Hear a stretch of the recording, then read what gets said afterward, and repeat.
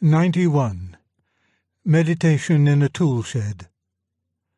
Reprinted from the Coventry Evening Telegraph, 17th of July 1945, and reproduced in Undeceptions 1971, this is now in Compelling Reason 1998. I was standing today in the dark tool shed. The sun was shining outside, and through the crack at the top of the door there came a sunbeam. From where I stood, that beam of light, with the specks of dust floating in it, was the most striking thing in the place. Everything else was almost pitch black.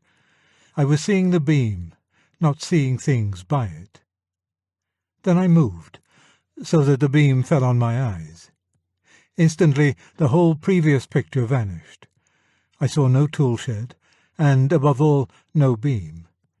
Instead I saw, framed in the irregular cranny at the top of the door, green leaves moving on the branches of a tree outside, and beyond that, 90-odd million miles away, the sun.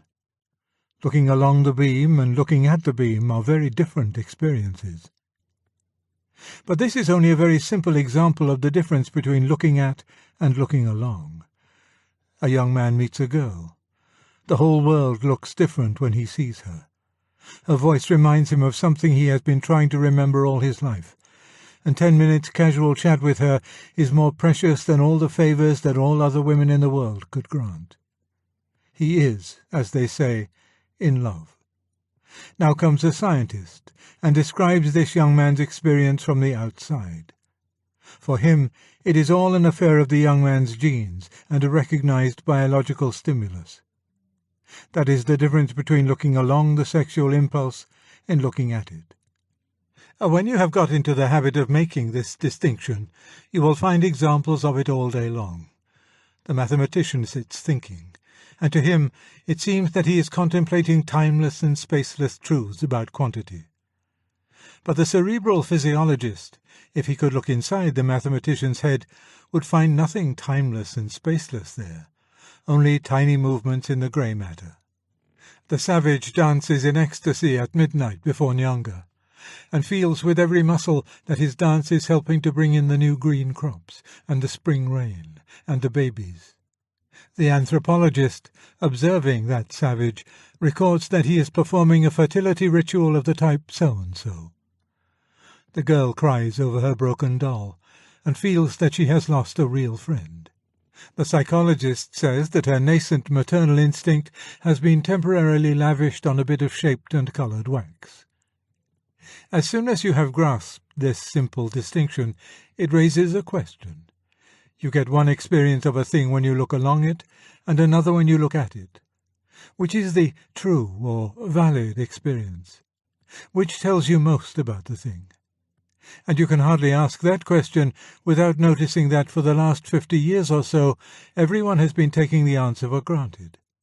It has been assumed without discussion that if you want the true account of religion, you must go, not to religious people, but to anthropologists. That if you want the true account of sexual love, you must go, not to lovers, but to psychologists. That if you want to understand some ideology, such as medieval chivalry, or the 19th century idea of a gentleman, you must listen not to those who lived inside it, but to sociologists. The people who look at things have had it all their own way. The people who look along things have simply been browbeaten. It has even come to be taken for granted that the external account of a thing somehow refutes or debunks the account given from inside. All these moral ideas which look so transcendental and beautiful from inside, says the wiseacre, are really only a mass of biological instincts and inherited taboos. And no one plays the game the other way round by replying, if you will only step inside, the things that look to you like instincts and taboos will suddenly reveal their real and transcendental nature. That, in fact, is the whole basis of the specifically modern type of thought. And is it not, you will ask, a very sensible basis? For after all, we are often deceived by things from the inside. For example, the girl who looks so wonderful while we're in love may really be a very plain, stupid, and disagreeable person. The savage's dance to Nyanga does not really cause the crops to grow. Having been so often deceived by looking along, are we not well advised to trust only to looking at? In fact, to discount all these inside experiences? Well, no. There are two fatal objections to discounting them all, and the first is this. You discount them in order to think more accurately. But you don't think at all, and therefore, of course, can't think accurately if you have nothing to think about. A physiologist, for example, can study pain and find out that it is, whatever is means, such and such neural events. But the word pain would have no meaning for him unless he had been inside, by actually suffering. If he had never looked along pain, he simply wouldn't know what he was looking at. The very subject for his inquiries from outside exists for him only because he has, at least once, been inside. This case is not likely to occur, because every man has felt pain. But it is perfectly easy to go on all your life giving explanations of religion, love, morality, honor, and the like, without having been inside any of them. And if you do that, you are simply playing with counters. You go on explaining a thing without knowing what it is. That is why a great deal of contemporary thought is, strictly speaking, thought about nothing. All the apparatus of thought busily working in a vacuum. The other objection is this. Let us go back to the tool shed. I might have discounted what I saw when looking along the beam, i.e. the leaves moving and the sun, on the ground that it was really only a strip of dusty light in a dark shed. That is, I might have set up as true my side vision of the beam. But then that side vision is itself an instance of the activity we call seeing, and this new instance could also be looked at from outside. I could allow a scientist to tell me that what seemed to be a beam of light in a shed was really only an agitation of my own optic nerves. And that would be just as good, or as bad, a bit of debunking as the previous one.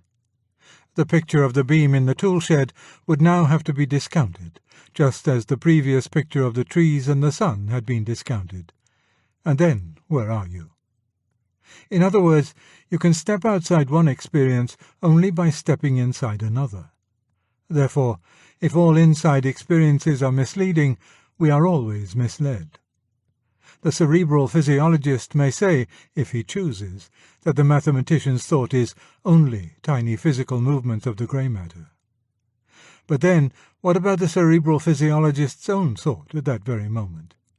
A second physiologist, looking at it, could pronounce it also to be only tiny physical movements in the first physiologist's skull. Where is the rot to end? The answer is that we must never allow the rot to begin. We must, on pain of idiocy, deny from the very outset the idea that looking at is, by its own nature, intrinsically truer or better than looking along. One must look both along and at everything. In particular cases, we shall find reason for regarding the one or the other vision as inferior. Thus, the inside vision of rational thinking must be truer than the outside vision, which sees only movements of the grey matter. For if the outside vision were the correct one, all thought, including this thought itself, would be valueless, and this is self-contradictory. You cannot have a proof that no proofs matter. On the other hand, the inside vision of the savage's dance to Nyanga may be found deceptive because we find reason to believe that crops and babies are not really affected by it. In fact, we must take each case on its merits. But we must start with no prejudice for or against either kind of looking. We do not know in advance whether the lover or the psychologist is giving the more correct account of love, or whether both accounts are equally correct in different ways, or whether both are equally wrong. We just have to find out. But the period of browbeating has got to end.